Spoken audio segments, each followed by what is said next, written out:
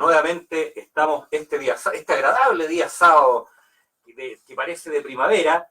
Gracias nuevamente a los auditores que nos escuchan. Estamos en un nuevo programa de Dirección Correcta, transmitido por Radio El Mirador del Gallo.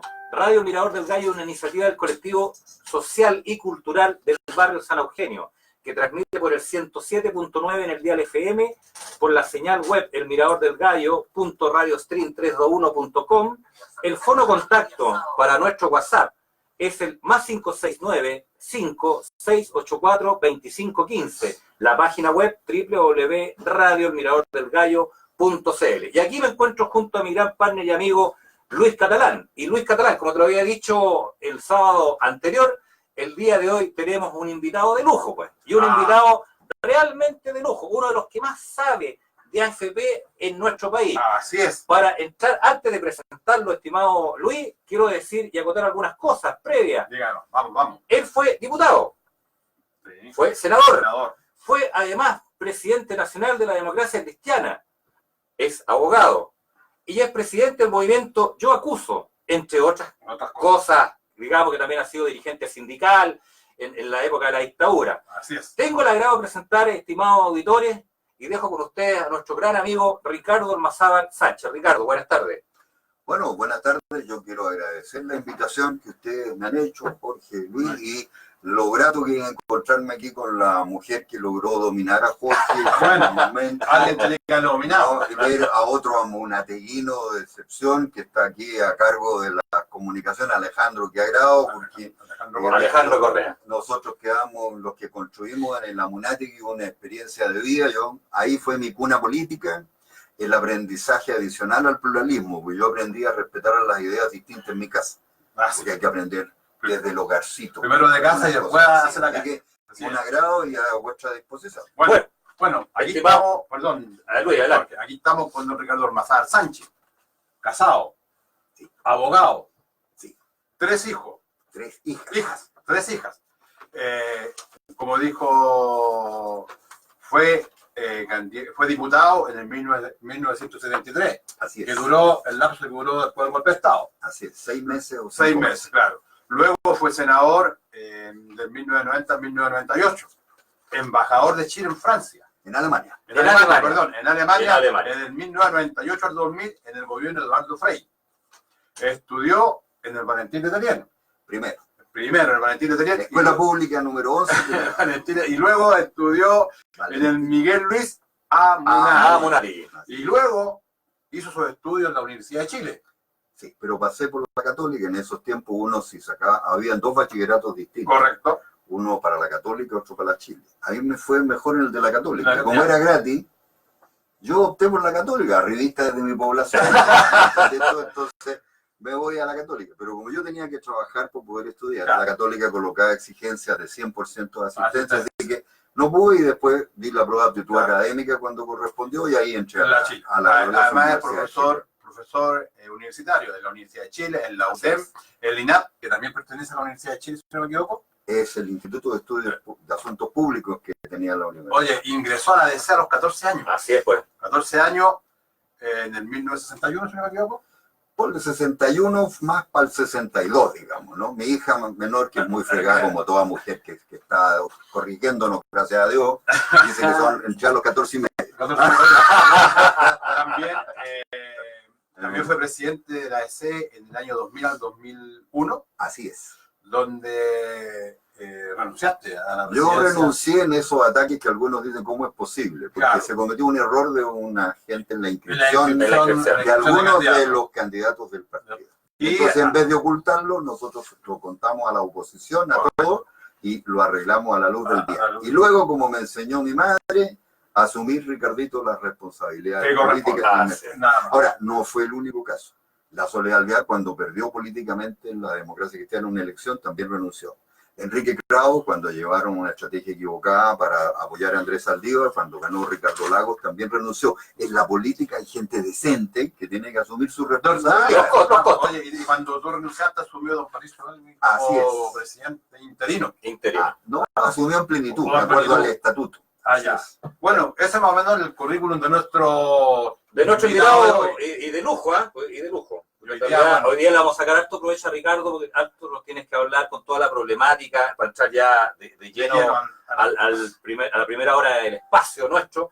Es que queremos hablar, Ricardo, de este Mercedes-Benz, porque cuando me refiero a este Mercedes-Benz que creó José Piñera, quiero ir un poco a la génesis, cuando esto se creó, por allá por los años 80, la famosa acta 398 de la Junta Militar de ese entonces, pues, cuando se pensaba que este tema tenía que durar a lo menos 50, 100 años, pero que también había un cierto resquemor por parte de la Junta Militar, porque ellos veían que iba a aparecer un cierto robo en 5 o 6 años más, y esto empezó a partir de los 8 años que se creó.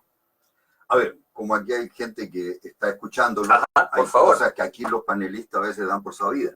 Mi experiencia como político y como profesor es que para que la gente logre entender lo que uno quiere afirmar, es necesario entregarle algunos de los insumos. Exactamente.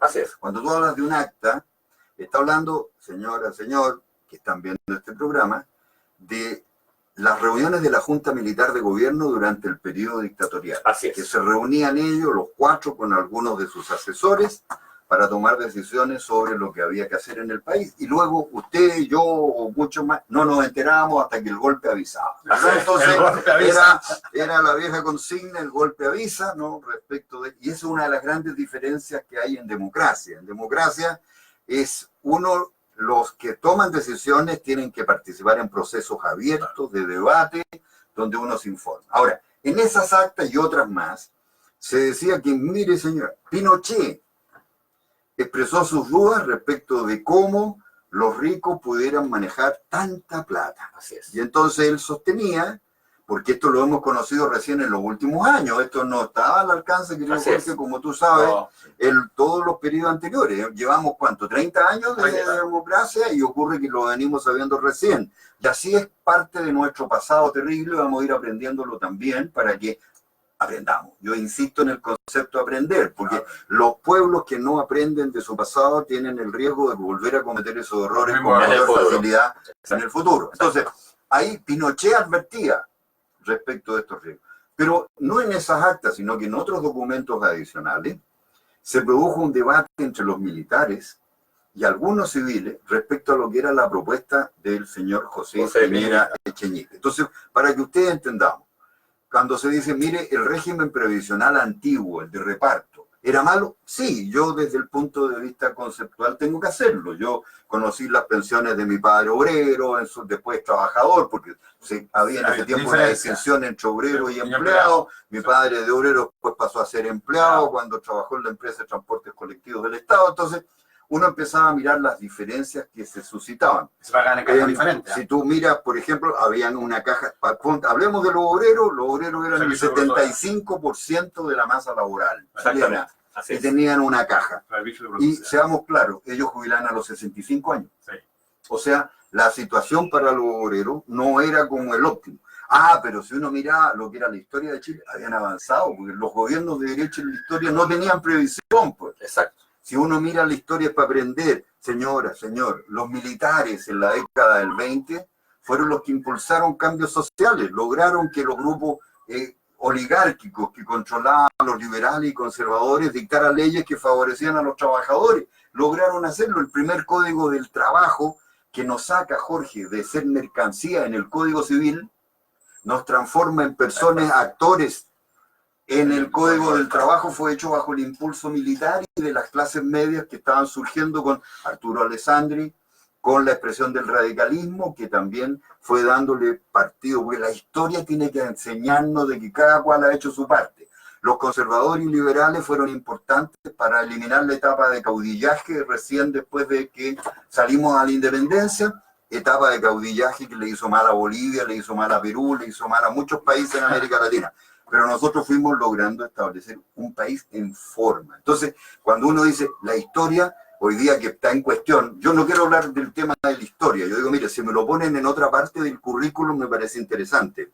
No me pongan la historia que yo tuve que aprender en el Liceo Monático, porque es tan penca esa historia que yo fui el mejor alumno del liceo en historia, ¿no? Entonces, cuando uno dice, claro, le pasaban la hora de los gobiernos, mire, yo no tenía que aprenderse de memoria, el presidente hizo tales y tales cosas, no los grandes movimientos sociales, ni menos una comparación con lo que estaba pasando en el mundo. Y ocurre que hoy día muchos hablan de la globalización. No, si hemos estado globalizados siempre. Primero por los españoles y los portugueses que llegaron a Brasil. Claro. Los ingleses estaban en esta área, estaban también los españoles. En esa área nosotros fuimos solo un productor ¿de qué? Del oro, de la plata que se llevaban esta gente y de los esclavos que le entregábamos a esa zona. Era una modalidad de globalización que se quiso mantener durante mucho tiempo hasta que les dijimos a los grandes países desarrollados, no señores, no nos exijan a nosotros imitarlo a ustedes, porque no estamos dispuestos a crecer sobre la base del tráfico de esclavos ni en la explotación y misericordia que se hace de otros países. Nuestra historia es para aprender. Entonces, nuestra historia nos enseña que tuvimos un régimen previsional que, como les decía, para los obreros no era tan bueno, pero era un avance respecto a lo que quedaba botado en el camino. O sea, la sociedad tiene que aprender, así como una vieja cancioncita que dice, para subir al cielo se necesita una escalera larga y una cortita, de que aquí, y esas dos escaleras tienen tramos. Uno tiene que ir viendo los tramos en que va alcanzando los objetivos. Entonces, cuando tú mencionas, Pinochet tenía ese temor, claro, pero después se le olvidó el temor y se lo compraron nomás. Bueno, de hecho, por eso aseguró, los más corruptos. Por eso aseguró su gente. Pero no la hizo partícipe. No participó, el gobierno, con los militares no participaron en los sistemas de AFP. Pero claro, pero fíjate, no participaron en el sentido negativo, porque las Fuerzas Armadas son las que le preguntaron a Piñera. Él lo narra en un momento, y está en mis libros, ese es uno que te regalé, que voy a dejar aquí algunos para los auditores que quieran después marcar aquí y ustedes deciden cómo se lo entregan, ¿no? Pero el tema básico era, la pregunta central es la siguiente. Si Pinochet tenía una duda sobre el tema de los ricos, ocurre que lo hicieron leso porque este sistema fue ideado para entregarle recursos a los grupos poderosos para apropiarse del país. Entonces, a mí lo que me preocupa, y yo lo he insistido en mi charla, te consta, yo fui una vez cuando estaba de dirigente del metro y empezamos a hablar de estos temas, yo le dije, no, señor, no es solo un tema de pensiones, es de quién controla la economía, de quién controla la política, de quién controla los medios de comunicación, quién controla la vida independiente o el desarrollo de Chile. ¿Por qué? Porque hoy día, de la historia que ya aprendimos, Pinochet tenía algunas dudas, pero después se comprometió ¿a qué? A darle todo el respaldo, si ellos lo respaldaron durante todo este tiempo. Pero sería un error, se lo acabo de decir a los diputados en la invitación que me hicieron, echarle la culpa a Pinochet nomás, porque si Pinochet lo tuvo del 81 al 90, hay que contextualizar. 9 años. Claro. Y yo le pregunto, y durante 30 años, y me contesto a mí mismo, como diría el Ron Correte, ¿no? Fíjense que yo lo que me contesto es que los responsables son los gobiernos democráticos que hemos elegido nosotros. Y legitimaron el sistema. Pero por supuesto. Y le hicieron muchas modificaciones. Ninguna. No. Las modificaciones, querido Jorge, son menores. Mira, si tú miras cuál es el fondo de esta cosa. El fondo está dicho por José Piñera Echeñique, porque por lo menos el tipo arrogante, todo lo que tú quieras, es un gallo inteligente. Se hizo multimillonario Chicago Boys. Sí, hay varios inteligentes y otros no tan inteligentes. Aquí la naturaleza está repartida. Puedes tener un cartón de doctor y ser un bruto y un ladrón, ¿no? En otro tipo, teniendo un título de doctorado, como se ha visto en los acontecimientos recientes, ¿no? Entonces, lo que miramos nosotros es que ahí hay un proceso. Los militares le dijeron a Piñera, díganos, señor, ¿por qué nos trae un sistema que no existe en ninguna parte del mundo? Y Piñera les dice, sí, en realidad, no hay otro lugar esto en el mundo. Los militares le dicen, usted está jugando con el prestigio de los militares, porque esto va a ser dañino para el pueblo chileno. Mira tú lo que significa un debate entre cuatro paredes donde los milicos, porque a nosotros los sindicalistas y los políticos no podíamos hablar, estábamos presos fuera del país o algunos asesinados. Y entonces la pregunta que Piñera le dice, sí, le dice, en realidad no existe en ninguna parte. ¿Pero dónde existe? Dice, un gobierno militar que apoye a jóvenes liberales haciendo un gran cambio. Ese era el punto central. Y Piñera les dijo, la seguridad social es un riesgo para el país.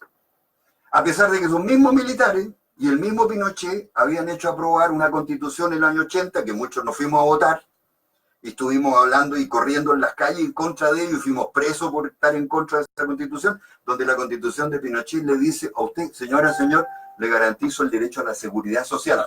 Y ocurre que al año siguiente discuten un modelo que es contrario a la constitución de Pinochet, Jorge. Yo no he podido encontrar que las grandes centrales sindicales actúen en los tribunales, peleen en contra de estos abusos, porque aquí hay argumentos para poder ir viendo este tipo de contradicciones.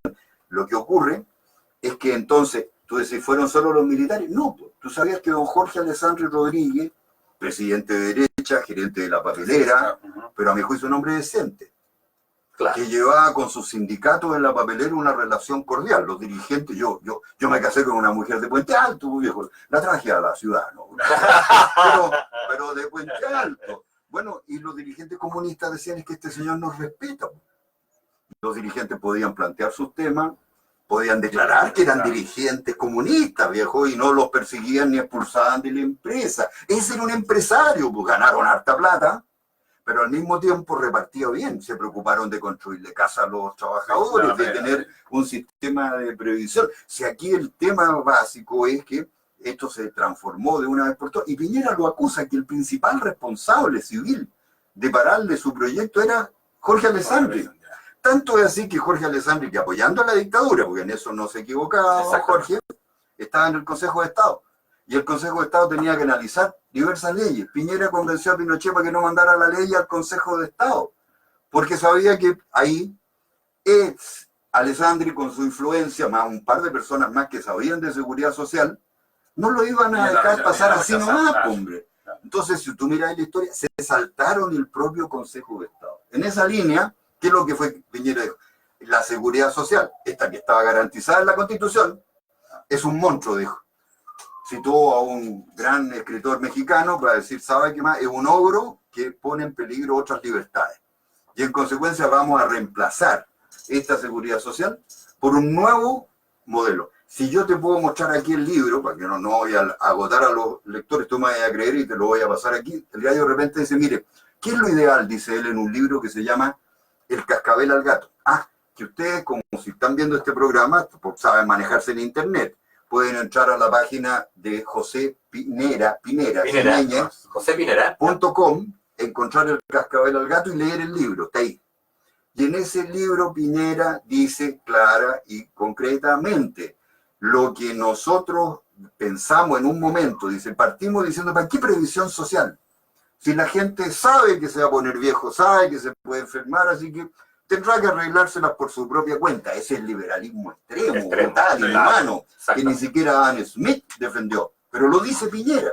Pero entonces después dice, no, llegamos a la conclusión de que por razones de distinto tipo, la gente a lo mejor no iba a poder. Así que establecimos un sistema de capitalización individual. Y entonces dice él, cada cual va a recibir una pensión de acuerdo a lo que ahorra. Si lo dijo con todas sus letras, no hay por dónde engañarse. Yo era dirigente sindical de los bancarios, yo presidí el sindicato del Banco del Desarrollo, yo soy ignorante en muchas materias, pero en mi sindicato había, aparte de abogados como yo, teníamos ingenieros comerciales, teníamos contadores auditores, teníamos ingenieros civiles, estudiamos el tema. Y entonces el tipo decía, ¿sabe? Nosotros vamos a cambiarlo por un sistema porque los privados somos más eficientes que el Estado. Entonces, e incluso pero si no, vamos a usar... Pero eso está claro que son eficientes. Está súper claro, a ellos. Claro, pero el tema es definir ellos y definir en qué. Porque la gente tiene que tener información directa y precisa. Yo les voy a decir dónde, en qué.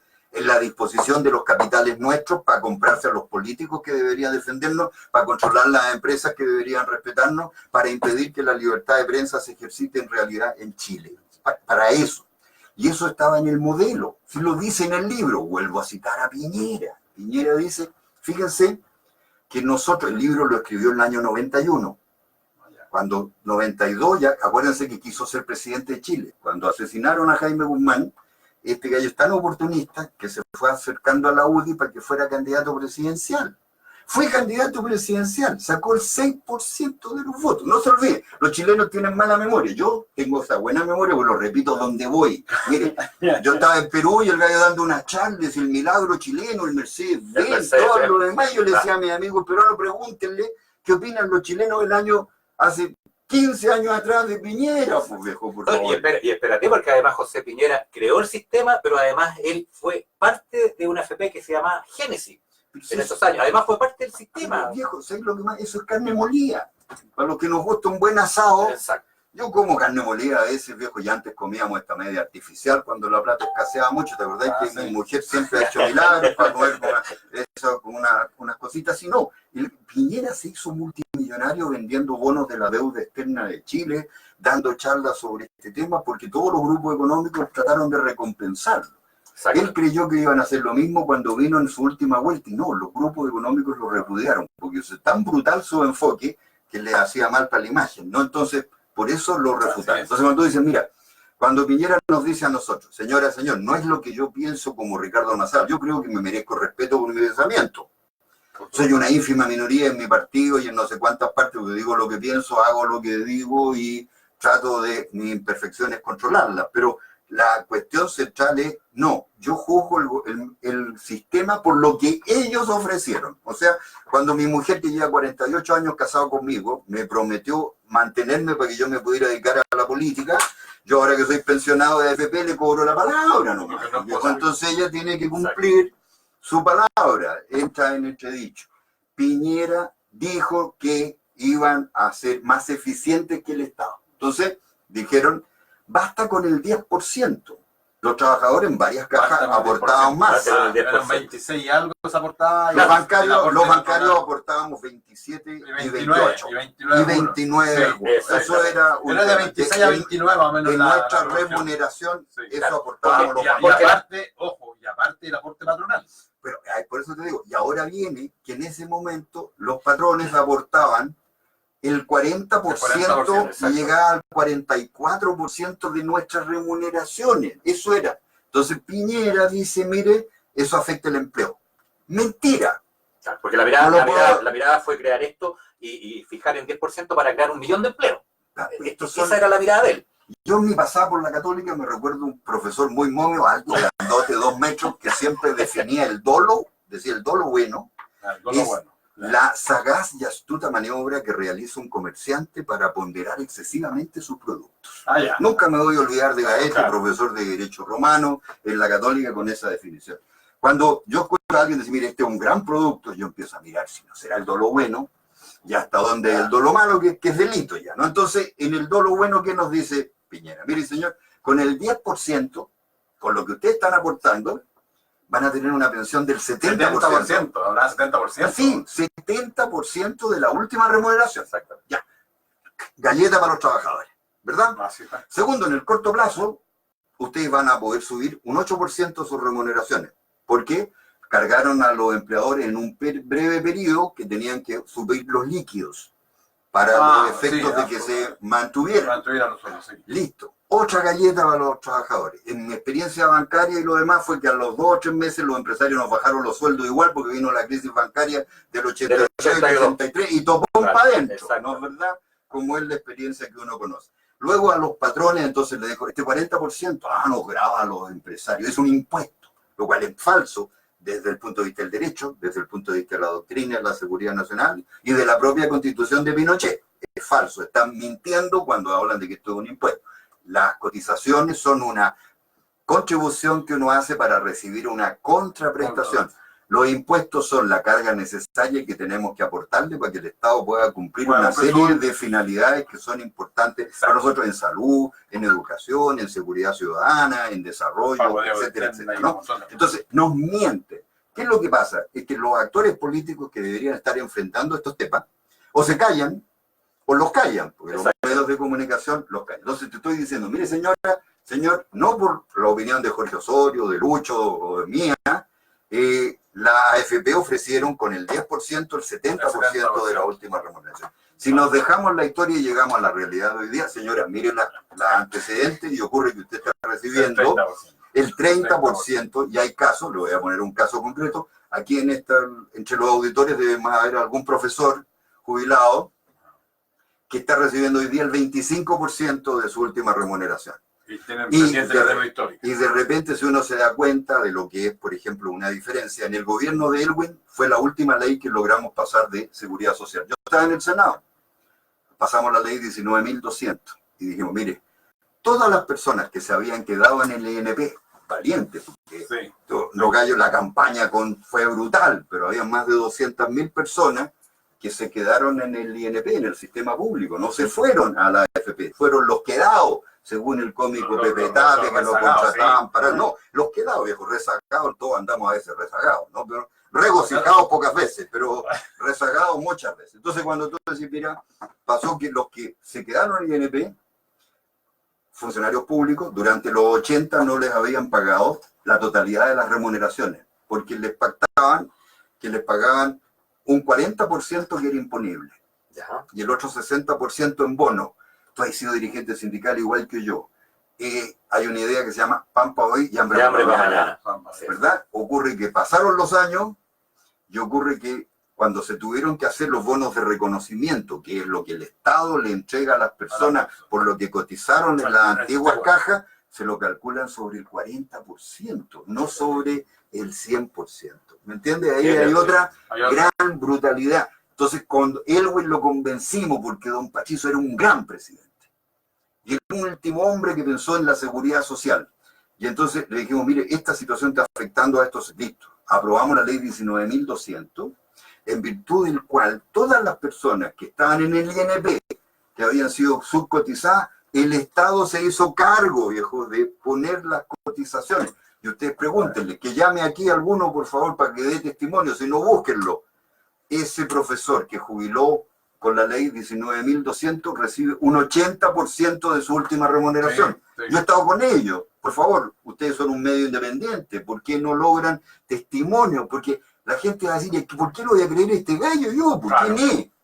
No es verdad, todos mienten. ¿A quién le creo hoy día? ¿A un cura? ¿A un pastor evangélico? ¿A un médico? ¿A un político? ¿A quién le creo? De hecho, muchas personas que en estos momentos, en estos últimos años, han podido jubilar, se han cambiado al sistema antiguo y han logrado conseguir el doble de la jubilación que iban a ganar en la AFP.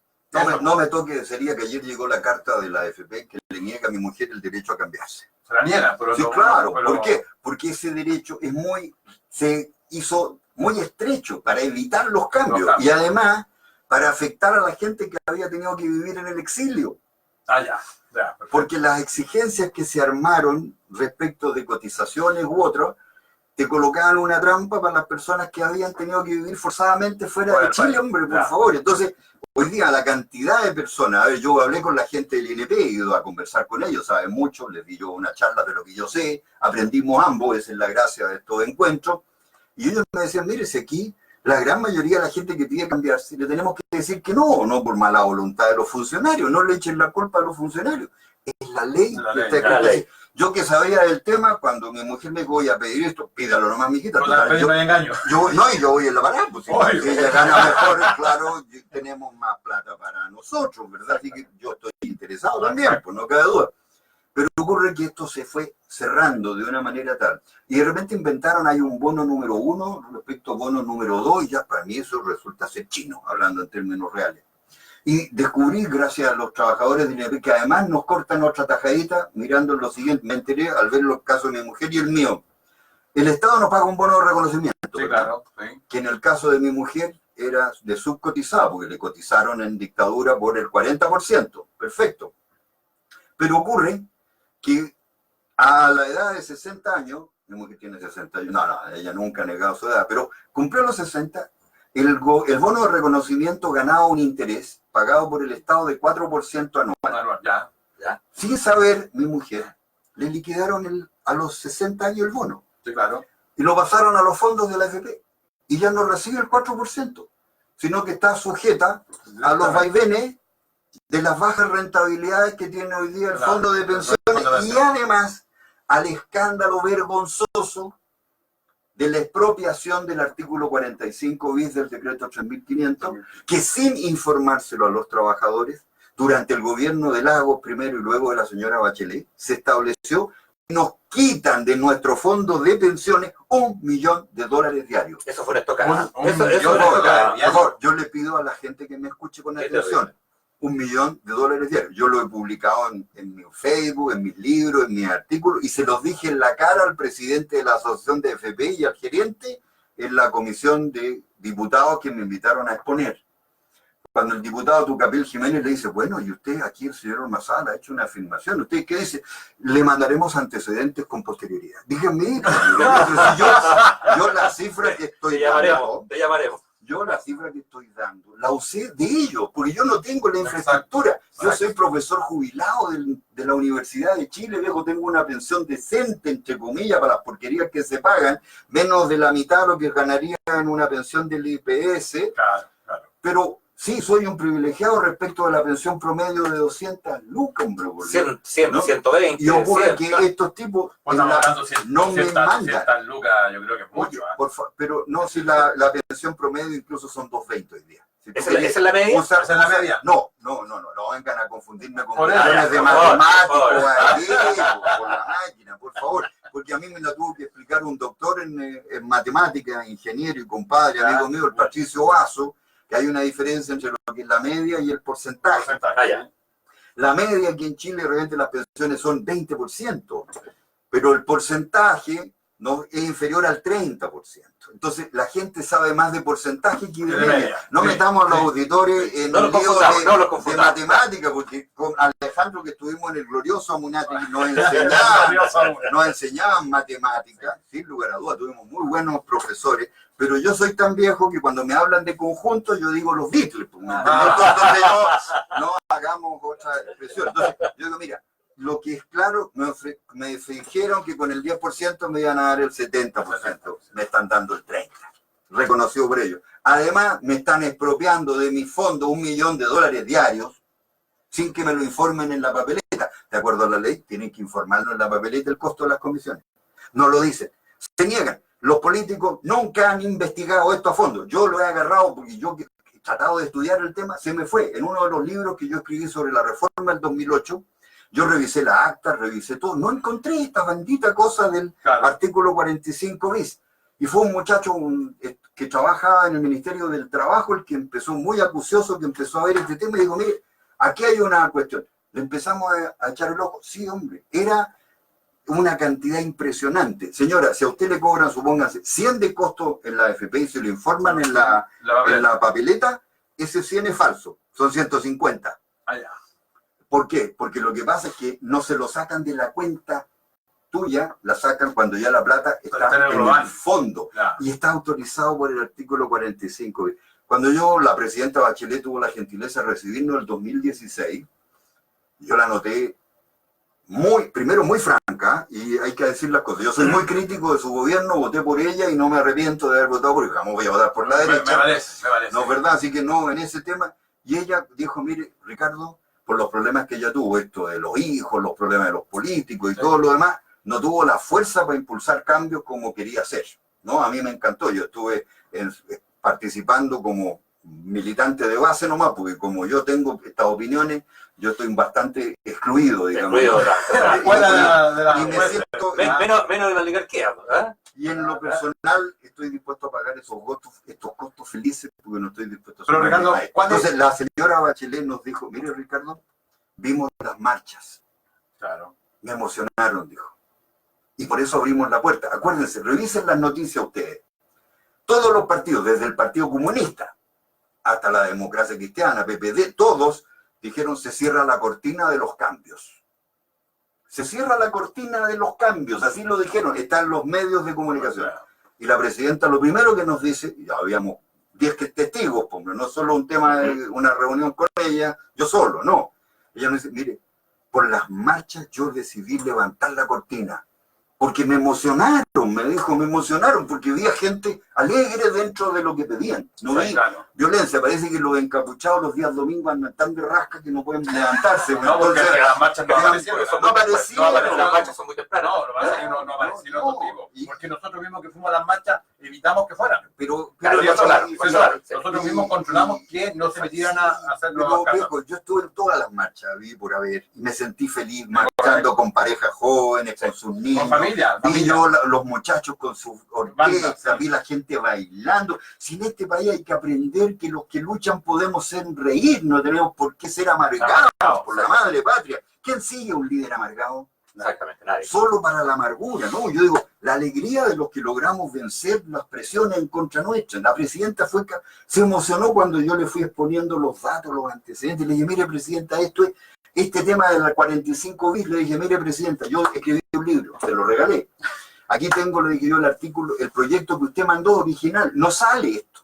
En el proyecto que usted mandó, no sale esto. Se lo puso Andrés Velasco, el ministro de Hacienda, con la complicidad del ministro del Trabajo, que era Andrade, con el silencio de los diputados y senadores que lo aprobaron. Correcto.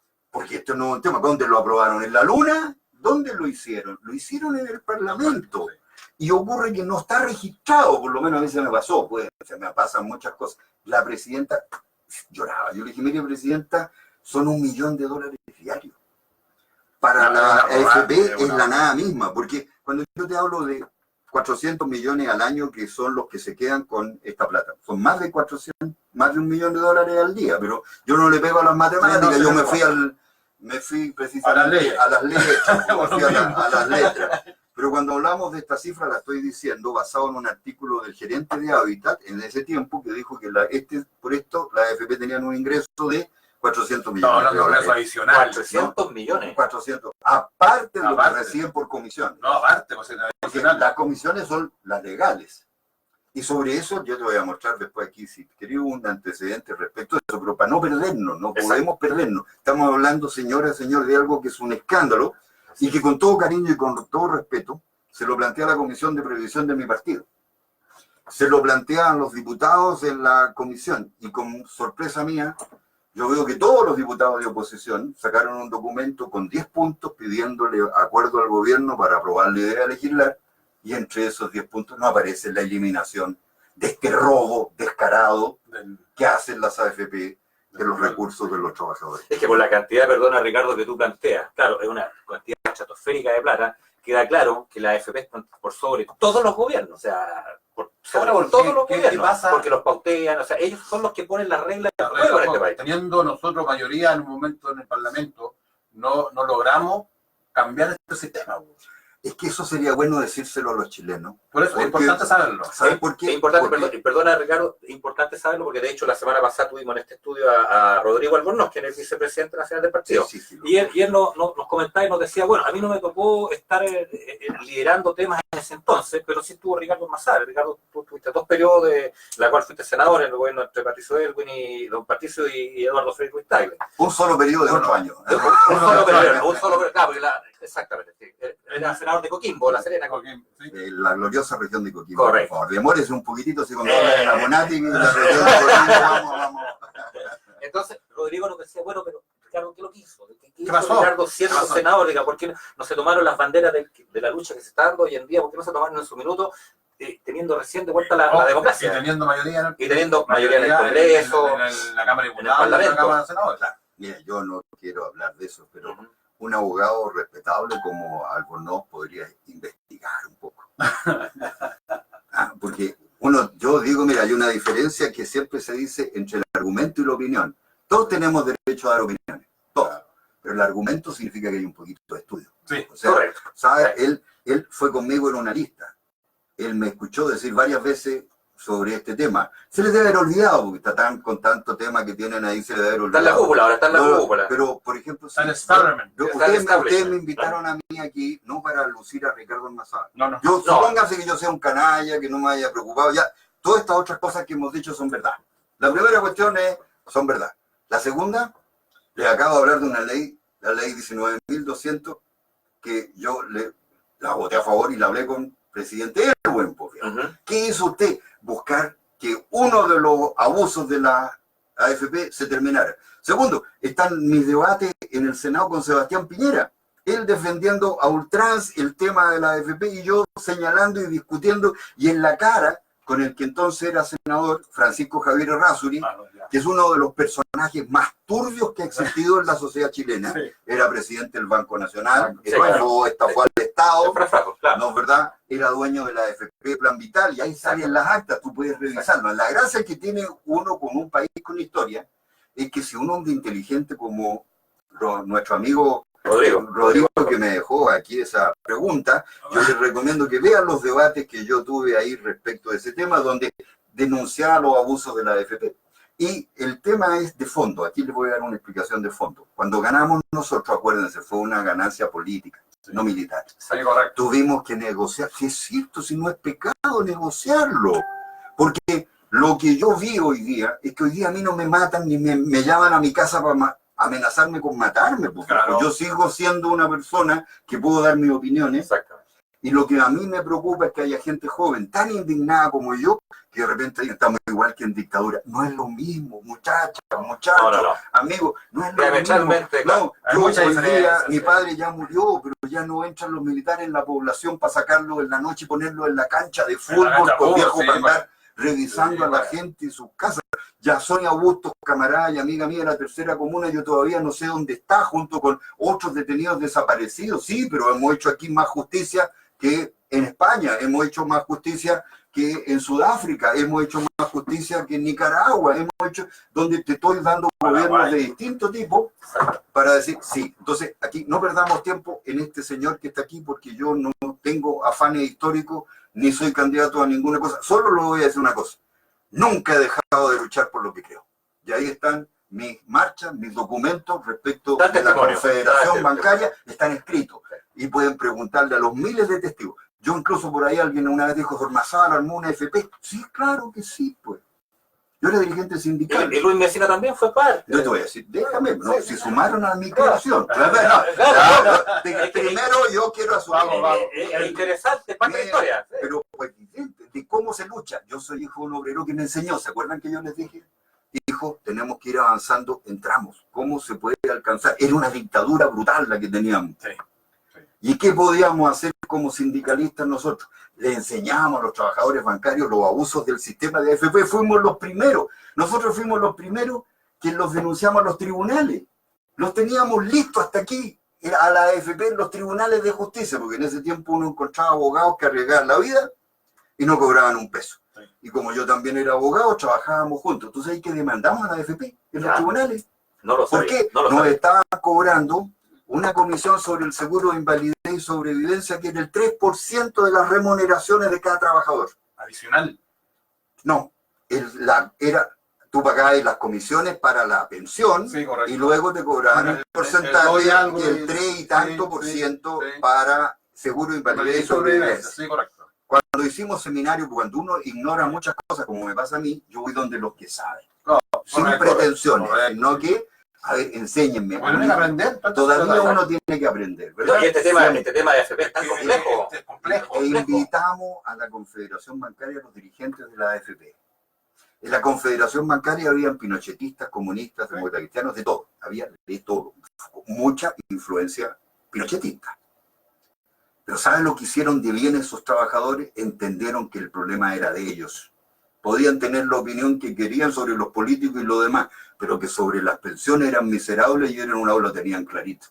Y entonces un presidente del banco, de un sindicato grande del Banco de Chile le pregunta en un seminario al gerente de la AFP, para esto tengo memoria yo, otras cosas no. Le pregunto, yo lo sé, fue Adolfo Vial, lo doy con nombre y apellido. Le dice, a ver, dígame, señor, ustedes nos están cobrando el 3% de nuestras remuneraciones para el seguro de invalidez y sobrevivencia. ¿Por qué? ¿Cuánto le pagan a la compañía de seguro? Y el tipo que era gerente de la asociación de AFP le dice, mire, nosotros le pagamos a la compañía de seguro cerca del 1,5%. Entonces le dice, ¿y por qué? Porque dice, si el trabajador se suicida, las compañías de seguro no pagan. Y segundo, dijo, porque si la compañía de seguro quiebra, tenemos que hacernos cargo nosotros de pagarle la pensión al trabajador. Nos pareció en esa primera etapa, uno ignorante, yo la anoté. Y como soy perro de presa para respecto de estas cosas, o hambriento de conocimiento, claro, si alguien quisiera decirlo de otra forma, me fui a la superintendencia de seguro y pedí copia del seguro tipo que existía en ese tiempo para esta condición. En la superintendencia me lo pasaron. Había un hombre muy decente, era pinochetista, pero era un hombre decente. Voy a dar el nombre. Guillermo Ramírez se llamaba. Guillermo ese Ramírez. Superintendente no tiene nada que ver con el diputado Udi, no, pero ese hombre que era pinochetista, estaba puesto ahí por Pinochet, era un hombre decente, nos pasaron los antecedentes. Yo lo examiné. Y la póliza tipo decía, sí, es verdad, sí, pero si pasan 12 meses desde que el trabajador empezó a cotizar, la compañía paga en caso de suicidio. Ya. Primer tema, ¡pum! Todos los trabajadores que ya tienen más de 12 meses cotizados están al otro lado, ¿verdad? Primero. Segundo, un análisis ya distinto. ¿Quién escoge la compañía de seguro? Ellos. ¿El trabajador o ellos? Ellos, claro. Sí, incluso habían creado compañías de seguro. Había una que creó una los arbolitos, otra así, de cada una. ¿Por qué? Y yo revisé los balances, acompañado por amigos míos, ingenieros comerciales, contadores, auditores. Entonces los gallos eran tan frescos que queremos plata en los próximos semestres en la AFP, subían, bajaban entonces el costo del seguro de invalidez y sobrevivencia. No, el próximo semestre queremos tener más plata, liquidez en la compañía de seguro, entonces subían el... Oye, eso porque eran los mismos, estamos aquí sentados tres, como lo pueden ver la gente que se interesa, nosotros Lucho, Jorge, yo aquí, y Alejandro y la señora y otro gran amigo Waldo que está ahí. Tú decías aquí, oye, los mismos tipos manejando el tema. Entonces empezamos a esto y hasta que los demandamos. Y los teníamos con el agua al cuello porque no estaba así. Yo revisé los balances, todavía me acuerdo, en archivadores, pescamos los balances, entonces, a ver, si estos señores dicen que ellos tienen que pagar en caso de que la compañía de seguro quiebre, entonces, de acuerdo a las reglas de los balances, el balance tiene que crear un fondo o un ítem que diga fondo de reserva para el caso de... Tiene que haber, tiene que estar identificado. No, ellos tenían un ítem que decía ingresos por la cotización y luego lo mandaban a utilidades y se lo repartían, hombre. Nos dimos un festín en los tribunales. Mira, hubo jueces que le tenían mucho miedo a la dictadura, pero había uno que mandó un aviso, oye, esto es un escándalo, hay que... ¡Pum! Fíjate, ahí lo que hicieron, lo escucharon, parece el juez, porque se reunió la Junta Militar de Gobierno y cambió la ley. En 2 días. En 2 días. Entonces, lo cuento ahí en mis documentos, los antecedentes no los quiero cansar con números. Mi padre, que no terminó ni la primaria, se sabía las leyes de memoria y con números. Yo me cuesta, ¿verdad? Entonces, cuando te estoy diciendo una realidad como esta, estoy diciendo, señores, la AFP tuvieron tanta peso que lograron cambiar la ley. Entonces, lo que era abusivo e ilegal, siguió siendo abusivo, pero pasó a ser legal. He insistido en ese tema no sé cuánto, no hemos logrado reponer nada sobre ese partido. Ricardo, claro, es un sistema No, que... Ricardo, claro, era un derechista que fue... Ricardo, claro. Ahora, si bien se agradezco claro, si dice que soy claro para explicar, pero... Ricardo, efectivamente es un sistema que es abusivo, pero sin embargo también ha tenido modificaciones desde el gobierno de Erwin en adelante y modificaciones, tal como tú lo planteaste al principio del programa, que han sido siniestras en el gobierno de Lagos, por ejemplo. ¿Tú nos podrías explicar las modificaciones desde Erwin hasta la fecha, lo desastroso que está haciendo cada día o cada modificación que se hace a esta ley? Encantado, pero antes voy a terminar que entre la lucha contra estos abusos, los trabajadores bancarios, uno del Banco de Chile de San Fernando, me dijo, compañero, ¿y por qué no armamos? Yo era el encargado de previsión de la Confederación, porque nuestro presidente era Miguel Allende, un hombre extraordinario, dirigente sindical activo de Rancagua, un hombre de gran valor, gran amigo mío y un hombre consecuente. Y en esa perspectiva nos juntamos y entonces el compañero del Banco Chile de San Fernando, en este seminario que yo estaba explicando estas cosas de la AFP, me dice, bueno, ¿por qué no armamos nosotros una? Yo le dije, mire, porque es muy complicado, hay que tener 20.000 UF, luego hay que tener 1% por cada trabajador que se traspasa, entonces es muy difícil. Pero me dijo, nosotros tenemos posibilidades. Mira, para hacer corto el cuento, los sindicatos del Chile, donde había mayoría pinochetista, fueron los primeros. Los primeros ¿qué más? Hagamos esto. Y además mandaron un recado para la Junta. ¿Sabes lo que hizo la Junta? Cambió la exigencia de 20.000 unidades de fomento y la puso en 5.000. Porque lo que querían era que pudiera legitimarse el sistema. Porque era También, nosotros ¿qué ganábamos? La posibilidad de manejar algunos recursos. Llegamos a manejar 95 millones de dólares. ¿Pero qué AFP era? ¿No? Era la AFP Futuro. Después fue Magíster. Futuro. Esa era de ustedes. Y esa AFP la jugamos los trabajadores bancarios, donde pusieron la plata a los sindicalistas, donde se ven los estatutos, porque yo puedo mostrar los estatutos. Ningún dirigente recibió un peso. Ningún pariente de dirigente fue contratado en esa AFP. Hicimos concurso, pusimos una mujer a cargo, que era la mejor, que había sido gerente en protección, que sabía el tema, claro.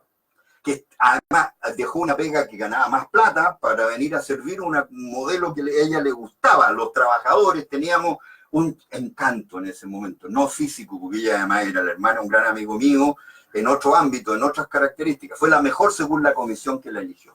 ¿Ya? Correcto. Y esa mujer logró cosas importantes. Nosotros logramos con la unidad sindical, teníamos 12.000 afiliados.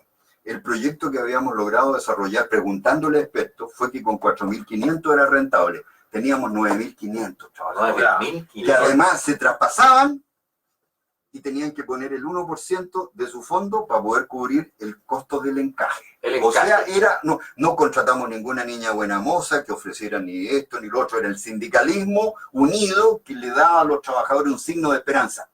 El encaje, perdona, es lo que asegura la rentabilidad. Exactamente, que es para los y que ahora la propuesta del gobierno quiere rebajarlo al 0,5%, antes era 5, después la rebajaron en 1 y ahora hacer menos. El trabajador lo hacía, ¿sabes? Yo lloraba, yo soy cáncer, entre otras cosas, no me creo en la muerte, soy cáncer.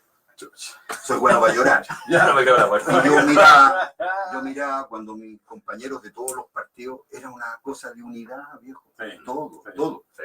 Después de logramos avanzar 9.000 y tantos afiliados, no pagábamos pensiones, no puedo decirte que eran las mejores pensiones, eran las comisiones más baratas, sin duda, eran los primeros meses no hicimos inversiones en acciones, hicimos un montón de cosas, contratamos algunos abogados que nos sirvieron para poder financiarle una asistencia jurídica a aquellos trabajadores bancarios que eran despedidos, o sea, era toda una serie de subproductos que el movimiento tenía una mirada social, obvio, claro. Y era una manera de luchar, no señor, ustedes que manejan tanta plata, la nuestra, no era un gesto político, simbólico, sí, pero a mí yo soy de los que creo que hay gestos que son importantes, y además confiamos que en democracia se podrían generar entonces cambios, no queríamos volver a las antiguas cajas, no, queríamos discutir un nuevo sistema que pudiera ser más justo en el país. Bueno, yo después me fui porque el presidente de mi partido, don Patricio Elwin, me llamó para ofrecerme que fuera candidato a senador por la región de Coquimbo, porque Renan Fuentealba había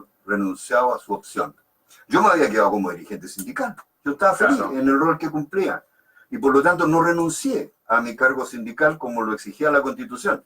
¿Por qué me llamó Elwin? Porque Pinochet, interesado en que pudieran ir algunos exministros y otras cosas, logró que el Tribunal Constitucional dictara una sentencia en que las prohibiciones constitucionales no se aplicaban en la primera elección, porque nadie sabía que iba a haber una elección, pues viejo, ¿no es verdad? Una apertura, digamos. Entonces yo me fui, y como tengo la costumbre, no volví a meterme más en los temas de la Confederación. Supe después que Manuel Riesco, un gran tipo, y Lucho Mesina ingresaron al directorio de la AFP. Lucho Mesina. Lucho Mesina fue parte director de la AFP. Y yo creo que fue un gran gesto. Yo lo valoro, no quiero nada. Fue parte de la lucha. Si es lícito para mí, ¿por qué no va a ser lícito para Manuel Riesco, comunista, o Lucho Mesina, que es trotskista? Yo creo que ahí hay un tema de fondo, era la unidad. Y dentro del directorio teníamos a gente que era pinochetista. Entonces, esto fue la expresión de un gran valor que ojalá la gente entendiera. Yo en todas partes digo, esto no es un tema de momios y progresistas, las pensiones son malas para todos. Exacto, un tema transversal. Entonces lo que tenemos que hacer es, ya no le echemos solo la culpa a Pinochet, aquí la responsabilidad es de estos que por los que yo he votado también, entonces tenemos que buscar, echémoslo a todos, ahí viene una discusión. No es posible, pues viejo, ¿cómo partimos por la tabla rasa? Dime, ¿es posible? La gracia, y ahí viene mi convicción de beato cristiano. Yo creo en la conversión del burgués. Pero obvio, está ahí, dime, ¿cómo es posible conseguir cambios cuando tú hoy día tenías una minoría, no convenciendo a los demás? A mí en dictadura yo me levantaba a no pasar con depresión. Todos los días decía yo, convencer a una persona. Una sola. Y me levantaba, yo vamos a una, y si salía un poquito más, mejor. Entonces lo que tenemos que hacer ahora es cómo convencemos. Hoy día hay un núcleo positivo. Hay un conjunto de personas que pueden estar disponibles para eso. Lo que a mí me llamó la atención es que desde el Frente Amplio a la DC y el Partido Comunista exigieron 10 cosas, entre las cuales no está eliminar, digo, el 45 bis, donde no hay otras propuestas que yo he hecho. Si me dan, que creen que son interesantes, yo se las podría explicar. No, por favor. ¿Verdad? Porque el tema no es solo criticar, sino proponer. Tiene que haber la propuesta. También hemos fallado los sindicalistas, o los que son sindicalistas ahora. Yo digo en esto, ¿dónde ha estado la CUT? Dividida en tres. ¿Dónde han estado las demás organizaciones? Lucho Mesina discutimos harto en los bancarios, pero llegamos a acuerdos. Luego en estas marchas que organizamos teníamos opiniones distintas, pero salimos a las calles. Hasta que salió un grupito a amenazarme que me iban a pegar, pues viejos de ese grupo. ¿A ti te iban a pegar? Sí, claro. Entonces yo les dije que yo iba a estar en tal esquina porque yo soy de población. Entonces yo soy... Por suerte cambiaron de actitud, qué bueno, ¿no? Pero de repente, yo he ido a todas las marchas que convoquen y nunca he pedido un micrófono, no me interesa. He estado con aquí la gente que tienen una tarea notable. Medina, está Alejandro González. Medina, que es de la Munati, que también el gallo es inteligente, no tiene otra pifia, pero esa es la de la Munati. Entonces, lo esencial cuando tú decís es sumemos voluntad. Yo iba a las marchas y de repente algunos salió un lote diciendo este es un diputado de derecha o este gallo no tiene que estar. No, hombre, bienvenido. ¿A quiénes tienen que aprobar las leyes? A mí me enseñaron y yo enseñé a persuadir. Que tenemos que persuadir, tenemos que sumar. Entonces digo, a ver, hoy día, para hablarte de las cosas, no hacemos solo historia. Hoy día es posible producir cambio. Mire, el gobierno de la señora Bachelet, ella estuvo muy conmocionada, muy emocionada y creo yo dispuesta. Me pidió, no estoy faltando a ningún secreto, que con un gran amigo mío que era su ministro del Interior, Mario Fernández Baeza, analizara unos proyectos de ley. Yo le presenté 4 proyectos de ley. Mario Fernández, que es un hombre muy beato en lo religioso, por razones que yo entiendo y respeto. Uno de sus hijos estuvo muy mal y él confió y se quedó y de repente el hijo es un hombre brillante hoy día, un científico, un médico, destacado, ¿verdad? Comprensible, pero en lo social es un gallo que viene de Rancagua, del pueblo. Él redactó la sentencia del Tribunal Constitucional que nos ha permitido ganarle a la ISAPRE 240.000 juicios, pues viejo.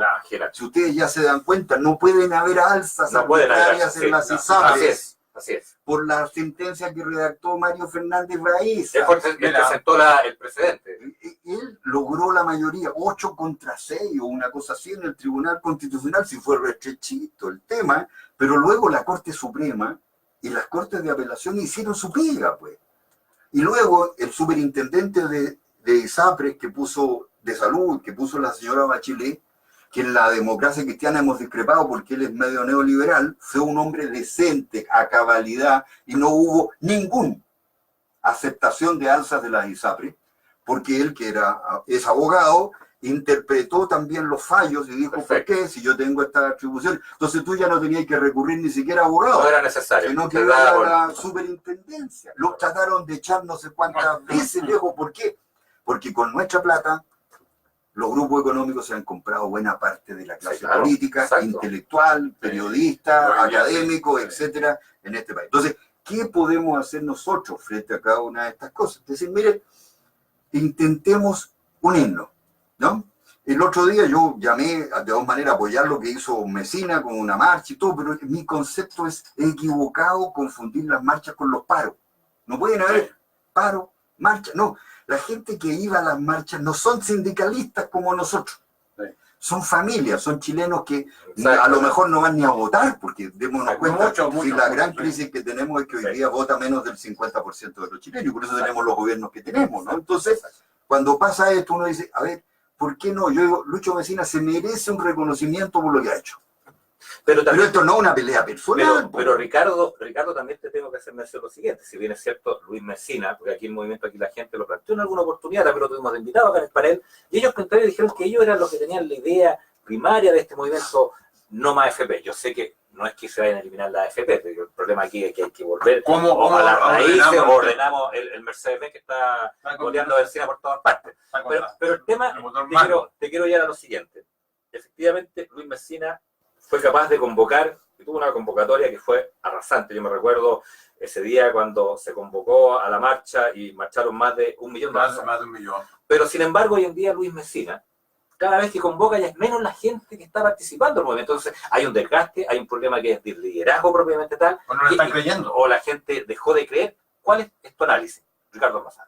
Yo creo que es más complejo. Lo primero que yo quiero señalar es que, viejo, siempre se ha dicho que padres hay muchos y madres hay una sola, ¿no? Sí. Yo creo que una disputa, ¿quién es el padre de esta cosa? Es tan penca, porque estamos en la feria de las vanidades. Hoy día todo es un tema de quién aparece más y quién aparece menos, viejo. Si aquí el tema de fondo es entender el drama de las personas y buscar. Yo me he encargado de entregar todo lo que yo puedo escribir y aportar. En cambio, 21.cl me dan mucho espacio, escribo columnas habitualmente. Exacto. Antes me las daban en el mostrador, ya no me las dan, no sé, deben haber encontrado malas mis propuestas. Claro. No está vetado. Porque son yo reconozco el derecho que tienen ellos a decir qué columnas poner. Y si uno acepta las reglas del juego, tiene que aceptarlas. No, nada. Yo valoro, yo sigo leyendo el mostrador, sigo creyendo que hay noticias importantes, igual como de Clinic o Ciper, o una cantidad de medios que están haciendo un aporte notable, ustedes mismos colocando estos temas en discusión. Lo que nosotros tenemos que tratar de decir, entiendan de una vez que no se trata de protagonismos personales. Exacto. Entonces, señor, ¿Messina cumplió una tarea? Sí, señor. Se empezó a producir, ¿qué efecto? Un gran impacto se logra con el no más FP. Perfecto, todos nos movemos. Yo soy contrario a la existencia, yo soy partidario de un sistema de reparto, claro. Lo he escrito, lo he dicho todo. Lo has dicho. Pero de repente también mi pregunta es, ¿y quién soy yo, para imponérselo a los chilenos? Tiene que haber una expresión de los partidos, del Congreso, de la ley, de las organizaciones. Yo he ido a la CUT a exponer y la CUT ni me ha inflado, ¿no es verdad? Fui a la NEF a exponer, tampoco he ido a todos lados a tratar de exponer, y yo, por las razones que tengo que respetar, pero puedo criticar, porque yo creo que buena parte de lo que nos ha pasado, porque hemos tenido un movimiento sindical que se ha dedicado a sus peleas internas, claro, y no a los grandes temas que hay en este país. Y les vuelvo a insistir a los que todavía tienen la paciencia de escucharme en este programa. Esto no es solo un tema de pensiones, esto no es solo un tema para los viejos. A ver, señora, señor, si usted tiene cierta edad, pregúntele a su hijo, a su nieto, dígame. ¿Le interesa a usted de que haya mejores escuelas? ¿De que haya mejores hospitales? ¿De que se pueda invertir más en una educación de calidad? ¿En que podamos tener mejores caminos sin que nos estén cobrando lo que nos están cobrando esto? ¿Usted cree que podríamos tener un desarrollo más justo en las regiones, no solo en algunas comunas privilegiadas que se dan gusto, que yo me alegro por los habitantes de esas comunas, pero es bueno que pensemos en todo el país? Yo le digo, ¿sabe, señora? Fíjese que con la plata nuestra podríamos duplicar el presupuesto de todas las municipalidades, de todos los cores y de todos los ministerios. Duplicarlo. El presupuesto nacional de Chile hoy día son 80.000 millones de dólares. Por favor, Jorge, tú lo pueden ratificar, por favor, porque la gente no tiene por qué creerme a mí. No, por supuesto. Véanlo. El presupuesto de Chile aprobado para este año son 80.000 millones de dólares. ¿Saben cuánta plata tiene la AFP depositada fuera de Chile? Más de 80.000 millones. O sea, fíjense, con la plata nuestra, señor, es que nos vienen buenas retribuciones. Mentira, ha habido crisis. El 2008 perdimos el 40% de los fondos. En estos meses han habido contracciones cíclicas económicas. Hay economistas que hablan de que hay una crisis que viene con tal y tal cosa. Señor, y aunque hubiera buenos rendimientos, ¿no tenemos que colocarle atención al drama de las personas? ¿Cuánta alegría habrían esos niños, en esos viejos, en esos profesores, en esa gente que recibe? La huelga de los profesores ahora, por favor, si no es para ganar más plata, querían mejores condiciones para hacer una educación al servicio de la familia. Es una inversión, no es un gasto. ¿Y dónde está la plata? Uno puede preguntarse. Allí, ¿quién la maneja? 6 grupos económicos que tienen esta plata, la mandan fuera de Chile. Así es. Entonces tú decir, ¿hay plata? ¡Ay! Lo que pasa es que por decisiones políticas no se invierten acá. ¿Por qué? Porque los políticos han fracasado porque han estado comprometidos en el proyecto. Y por eso yo digo, trato de calmarme un poquito y decirle, mire, ya, no, usted de buena fe estuvo en esto. pero no se da cuenta ahora que este es un fracaso evidente. Yo escuché a un diputado de la UDI en la comisión decir, no discutábamos más, si las pensiones son malas. Pucha máquina, listo, es un avance, ¿no? Porque las defendían a ultranza. El proyecto del gobierno las defiende. Pero cuando al renglón seguido decir, ¿cómo las mejoramos? Le dicen a 40 años plazo. Y la oposición, ¿cuál es la propuesta que ponen desde el Frente Amplio a la ADC? Es que se incrementen las pensiones en un 20%. Por favor, mire, por favor, señora, escúchenme. La pensión promedio son 200.000 pesos. Incrementarla en un 20% son 240. Son 40.000. Sigue siendo una cuestión miserable cuando hay opciones distintas que nos permiten mejorar. A ver, tanto que habla usted, señor, ¿hay alguna opción distinta? Sí. Fíjate que incluso la tomó con buena disposición el presidente de mi partido, fue ahí. Yo le tengo mucho afecto a pesar de las discrepancias que tenemos. Yo he discrepado